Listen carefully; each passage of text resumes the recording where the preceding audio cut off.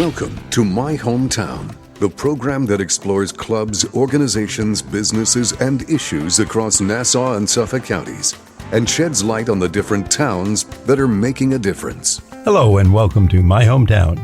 I'm Bill Horan, along with my co-host, Nassau Community College student Mike DeMarco. About a year and a half ago on this show, together we learned all about the Long Island STEM Hub, an organization consisting of industry, academic, and not-for-profit volunteers working to advance science, technology, engineering, and math, otherwise known as STEM. Bill, I was not yet your co-host at the time, so we invited our guest back to update us on the project and to learn more about it. See all the things we do for you, Mike? Today we're going to introduce you to Andrew Parton, Long Island STEM Hub Co-Steward and President of the Cradle of Aviation. Andrew, welcome to My Hometown on the voice of Nassau Community College, 90.3 WHPC. Thanks for having me. Now, let's go back and just remind our listeners, the Long Island STEM, STEM Hub, what's your goal and what's your mission? The big goal is to bridge the gap between industry and education in terms of preparing students to go into the workforce, especially in STEM careers. STEM, as has been stated, science, technology, engineering, and math are not easy subjects to focus on. But what we're trying to do is fill in where students may not be readily prepared to go into STEM careers, but also try to generate excitement for STEM careers. The neat thing about Long Island is that there are thousands of companies in a variety of STEM fields that are doing really unbelievable things out there, but they need talent. And so we'd like to try to encourage kids to really look at STEM and say that you could stay home because there are companies looking for that talent. And for people who don't know, because I know there's a connection here, the Cradle of Aviation, can you tell us about it? I know it's located just a few steps away from the studio where we are now.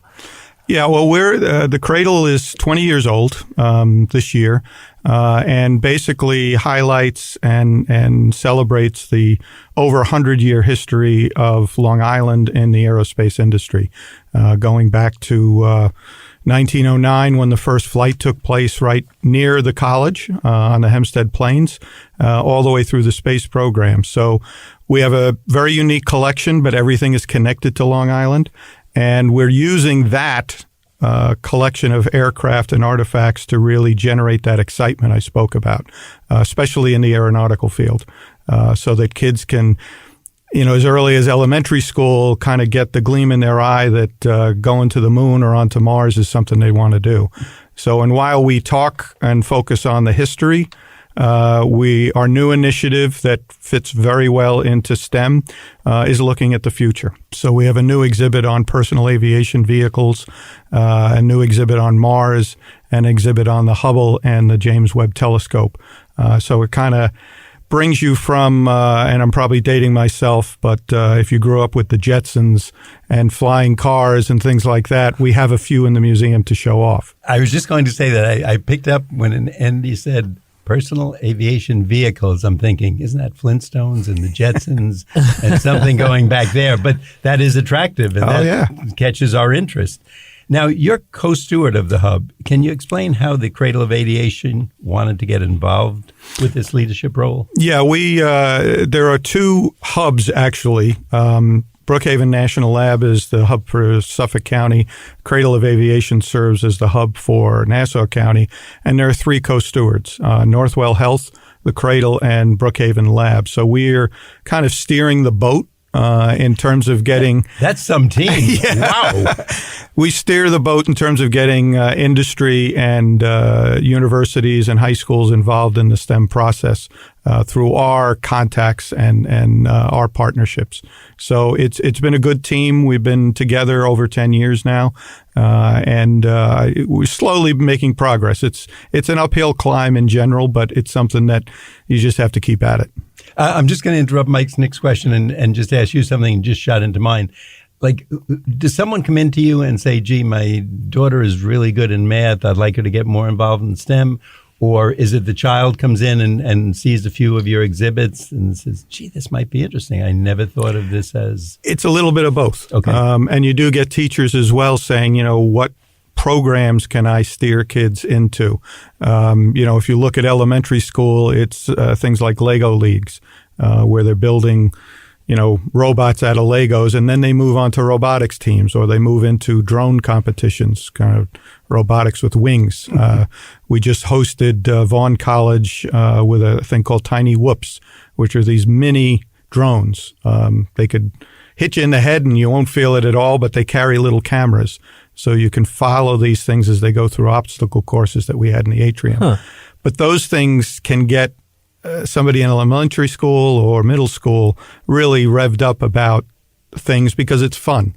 And that's what you try to do, is make stuff as much fun as possible, which will lead to kids getting into the field. I'm sitting here with my mind. It sounds like so much fun. You'd really like to see like that drone following, whether it's a small animal, what they do throughout the day, or a child, just their habits and what things we might not even realize that we're doing or an employee is doing during the day to make a business better, more efficient, or I think more interesting. I think drones, as an example, always had kind of a bad rap with more on the military side, but the uses of drones today is unbelievable in terms of how it's used to do things that we can't do readily. You can see immediately, I'm just thinking traffic problems, keep me out of traffic jams, right. To see that if a road's getting backed up, let people know early, veer off, take an alternative route. Don't add to the congestion, or if there's a pothole or crash or something like that. They're used in rescues all over the world in terms of trying to, even with heat signatures, to try to see if there's people in rubble or people caught in a landslide or off a mountain or things like that. And again, the technology just keeps increasing, which leads to personal aviation vehicles. It's kind of a drone for you. I think he's selling these personal aviation vehicles. I think afterward he's going to come to my showroom. I'll show you around. What do I have to do to put you in one of these babies today? Not much. You've got me convinced already. I'm taking up Mike's time, and I'm going to say to him, he can ask 2 questions if he wants. But you've got me. I'll come to the showroom, and if I can fit in there, I'm in. Well, I'm getting pretty interested in this now, so I'm sold. But COVID-19 has impacted everyone, and I suspect a lot of your events with students had to be either postponed, possibly canceled. But what have you been up to since you've last been on the show? A lot of, obviously, everything has gone virtual. So we have been able to do some events that have been more Zoom events. Both for, we have kind of a quarterly meeting of educators involved in STEM, and that's been on a Zoom basis. And we have done some programs with individual schools, high schools, focusing on the message of STEM and bridging that gap, but they've been virtual. So we're starting to move away from that and getting to in-person events again, which is great. Andy, you have something called Full STEM Ahead. And I'm not saying it incorrectly. We think of full steam ahead, but this is Full STEM Ahead. What is it, and can you tell us why you developed it? Well, a lot of it is to populate the website with content. And so a series of videos were created that focused on different industries and what the jobs are, what the career path is, what education you need to have to get into things like if you wanted to work in commercial aviation, you wanted to be in healthcare, you wanted to be in engineering.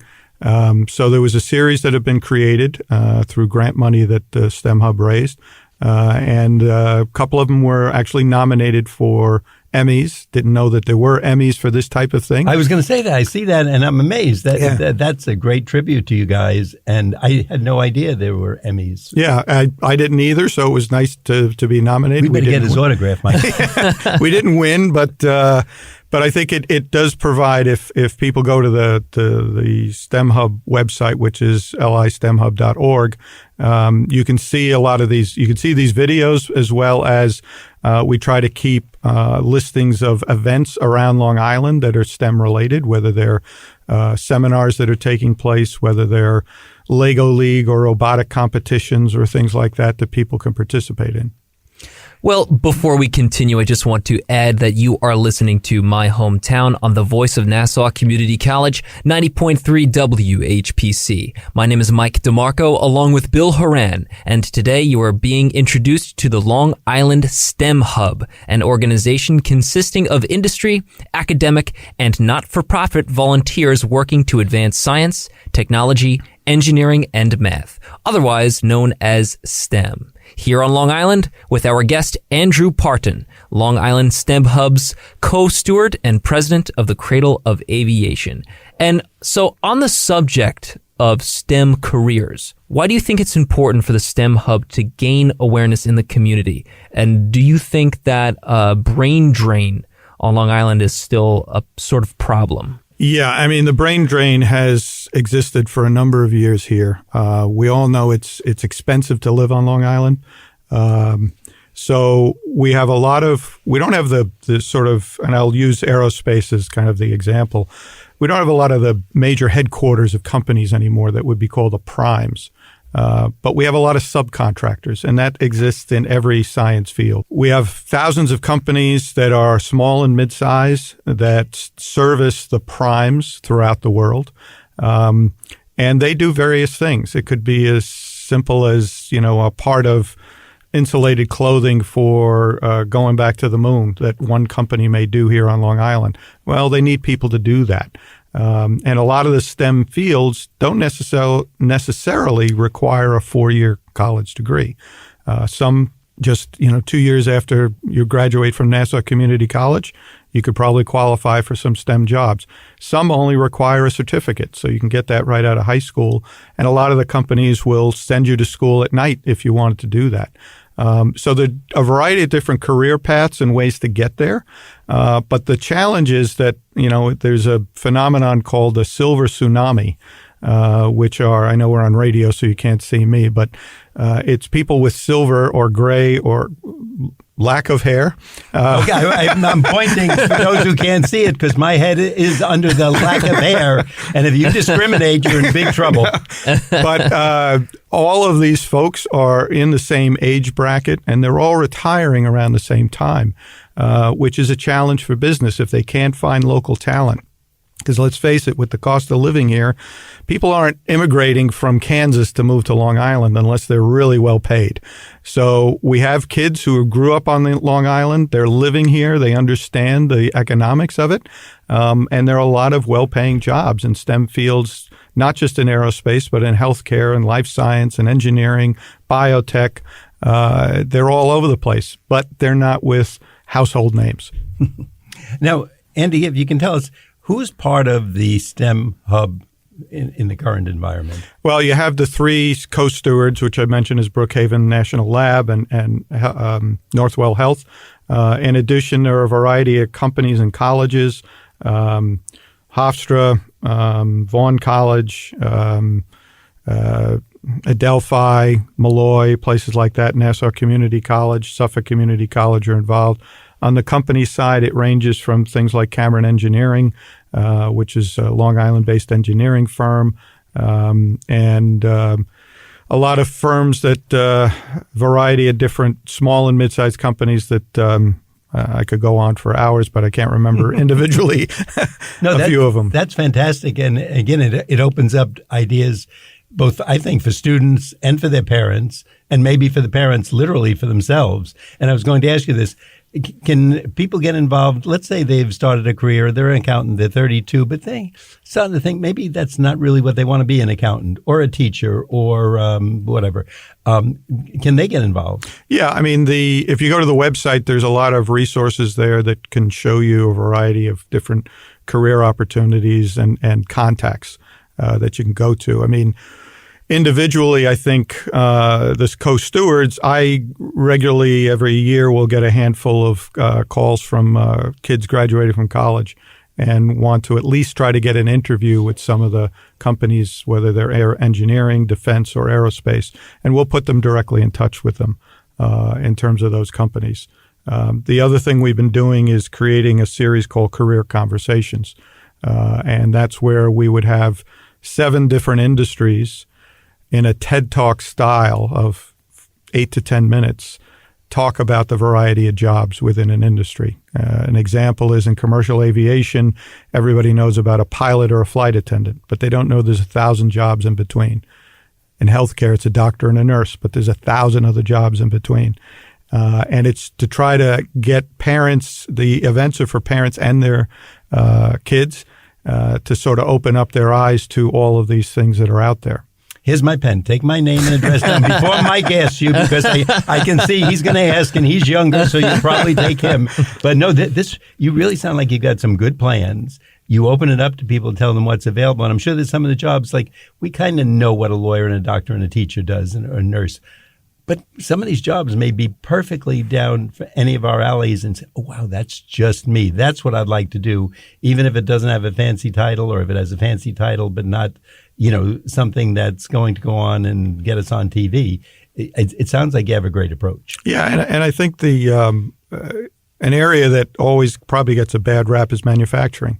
Your thoughts of manufacturing. I grew up, when I went to high school, you had wood shop, metal shop, and foundry, and dirty, ugly business, oil, and all this sort of stuff. Today, it's math and computer skills. You don't basically touch a part.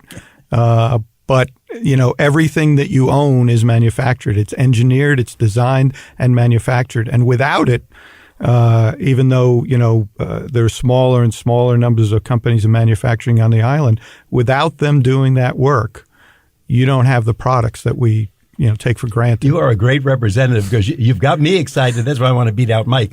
You've got me excited for this, so I'll let Mike ask a question. And now, let's say, for example, if a local business wants to get involved, what are the benefits of doing so, and how would they actually start that process? Well, for a lot of companies, and I've heard it, part of my job at the museum is to raise money for the museum. So I'm always going out trying to get companies involved in the Cradle. And the complaint is always the same in terms of, I can't find talent, difficult finding people to fill jobs, whether it's entry level or otherwise. So we try to tell businesses that, it wouldn't happen overnight, but if you invest in and support something like the STEM Hub, within a couple of years, we're going to start feeding you talent, and that's the goal. If you have specific things, like one of the new industries we're working with is going to be the wind power, and all the wind turbines are going to be putting out on the South Shore. That creates a whole new industry just here on Long Island, because those have to be designed, they have to be manufactured, they have to be maintained, and they have to be installed. And so solar is going to be big. Wind power is going to be big here. And so these are new exciting fields in STEM. And almost any job is probably STEM related in some way. Your job here is STEM related. Companies should get involved now, and then they'll reap the benefits within a few years. You've got me more and more fascinated by all this. For our local students here on the campus of Nassau Community College, what would you say to them if someone's just hearing this? And of course, it piques their interest a bit, as you have certainly with me. But what would be the thing they should do? Is there a job fair? Is there a video they should see, or a TED Talk? Well, again, if they go to the website, longislandstemhub.org, they can take a look at all the resources. These career conversations, we're going to start in the fall. There'll be one a month. On a Saturday morning, we'll use the Cradle's Theater as the home base for this. But an example, one will be commercial aviation. The next month will be healthcare. The next month will be manufacturing. Then it could be engineering. So we'll have a schedule on the website. It'd be open to almost any age group in terms of, I think the sweet spot, starts at middle school but can go on through community college. And we encourage the child to bring their parent, because I think the parent can help steer. Especially my two kids are grown, and for a long while they had no idea what they wanted to do. I still don't know what I want to do when I grow up. So, everybody needs a little guidance and information, and that's what these are designed to do, is really give a broad base of information to say, you know what, I don't want to be an astronaut, but it'd be pretty cool to be a flight director, things like that. It really does. And I'm just thinking, is there a role for teachers in there? Because teachers always want to help their students. They get great personal satisfaction if they can lead them in the right direction or help them write a good composition or solve a problem. Is there a role for teachers just to advise them about this or tell them about it? Yeah, we're just starting with some companies and some teachers as kind of a teacher internship, where the teacher will spend a couple of days during the course of the school year to basically go and shadow a business. So they may spend 2 or 3 days in the course of a week, like an intern would, to learn about how the companies operate, from human resources through marketing, through, let's say, the manufacturing of things to, what companies do. So they can impart to their students, and this is primarily more for high school, this is what you need to do when you go into a business. I know we've taken students on sort of company tours, and for some, they've never been in an office environment before, either because their parents don't work in offices. So going into a pristine type air-conditioned office building is kind of a new adventure for them. And there's something also cool about that, too. Especially when you're coming out of school, that instead of going to the back of the deli or the McDonald's or the Burger King, you're walking into an office. You're sitting at a desk, at a computer, and being an active contributor to the project, whether it's making clothes for the pilots or, as you said, the wind, is it not wind tunnel? The wind turbines. Wind turbines. Anything like that, you're part of a bigger entity. And that really is pretty cool, going to a job like that and having a big business behind you. Yeah, we took a bunch of kids to a company called Globecom out in Suffolk that they do satellite transmission. And the easiest way to explain to kids what this company does is, if they don't do their job, your cell phone doesn't work. Okay, there you go. That was very relatable. That's power. That's real power. Well, before we continue, I just want to add that you are listening to My Hometown on the voice of Nassau Community College, 90.3 WHPC. My name is Mike DeMarco, along with Bill Horan, and today you are being introduced to the Long Island STEM Hub, an organization consisting of industry, academic, and not-for-profit volunteers working to advance science, technology, engineering, and math, otherwise known as STEM, with our guest Andrew Parton, Long Island STEM Hub's co-steward and president of the Cradle of Aviation. Now, the Cradle actually recently held a Women in STEM event. Could you tell us about that and why it's important to highlight the women of STEM? Yes, we've had an annual event. This year, the last couple of years, unfortunately, has to be virtual. But in the past, we'd have a panel of women from a variety of different fields, not just necessarily related to aviation. And basically, it was geared towards middle school and high school girls to basically say, there is no glass ceiling. You can go as far as you want to go. So we've had everything from fighter pilots and astronauts to people who are, heads of local companies and, doctors and things like that have really big jobs, and they're all STEM related. But it's really to show the variety of opportunities that are out there for girls and as well as young boys too. But it's always been primarily a man's world. So it's to constantly show young girls that, whatever you want to do, you can do. I realized the other day, growing up, a little boy, when I went to a doctor, I went to see him. It was the male, the doctor, the family doctor. Now I look at my array of doctors as I'm getting older, so we see them each year, heart specialist, dental, etc. And I think one is a male and 6 or 7 are female. So you guys must be doing a good job, because you're converting all the ladies who want to go for something else into, or at least introducing them, obviously, to the STEM fields, and they seem to be doing a great job in them. So, and I think it's just, again, it's a lot of entities or programs tend to be once and done, and that's it. I think the prime goal with the STEM Hub is to do a variety of things throughout the course of the year and keep doing it, because it's the only way, that repetition is the only way you're going to get the message out. Now, on your website, you mentioned something about grants that educators can apply for. Can you fill us in on that, and how would a teacher do this, or is it the principal or head of the department? Yeah, it's driven by just interest at either the teacher level or the administration level. As I said, we have, the nice thing is that all the stewards have great contacts within the business community to try to set these things up. And most of the businesses we deal with are more than happy to entertain teachers coming in for the day, as long as it's not too intrusive or too much of a burden.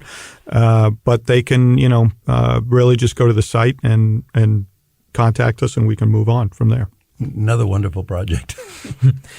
We may have asked some of these questions in our previous show, but they are worth asking again, some basic STEM questions. But what qualifies as a true STEM activity, and how many of the pillars need to be part of the activity, in your opinion?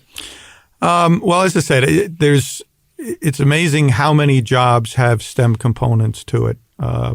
When you think about science, technology, engineering, and math, today there probably isn't a job that doesn't use computers. All right, well, that's technology and that's STEM. Everything uses math.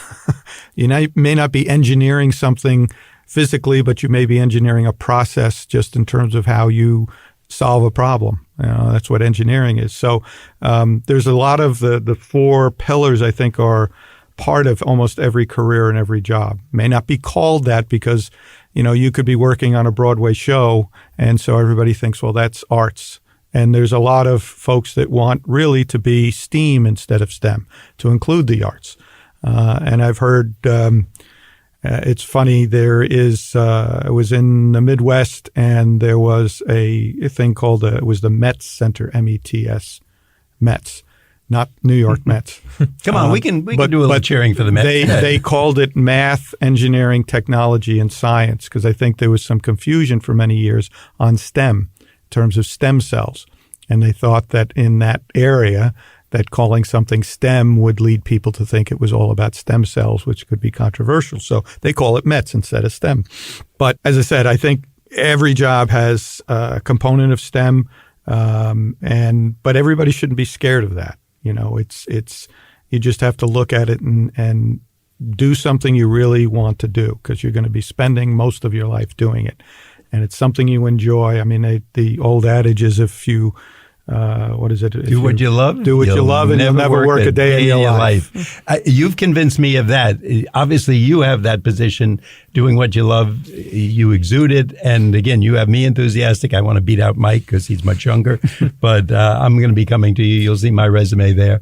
And just for our audience, anything you want to leave them with? Is there a website you want to tell us about? Sure. It's a Long Island, listemhub.org. And it'll give you a good direction in terms of resources. We try to populate it with events that are taking place throughout Long Island. We also encourage organizations, if they have STEM-related events, send us the information. We'll put it on the website. Just to, again, more information and communication out there, the better. And you can tell them Andy Parton sent you, and he's a big shot. So once they hear that, they'll take you right in. They'll probably give you a free dinner, and you're all set. Andy, I'd like our audience to know that our guest today has been Andrew Parton. He is the Long Island STEM Hub Co-Steward and President of the Cradle of Aviation. Thanks for being with us today. Thanks very much for having me. I'm Bill Horan. I'm here with Mike DeMarco, and we want to thank you for listening to this week's special edition of My Hometown. We like to get your feedback on My Hometown. Send your comments to WHPC@ncc.edu. Nassau Community College, where success starts and continues. Till next time, this is Bill St. James. And remember, there's no town like your hometown.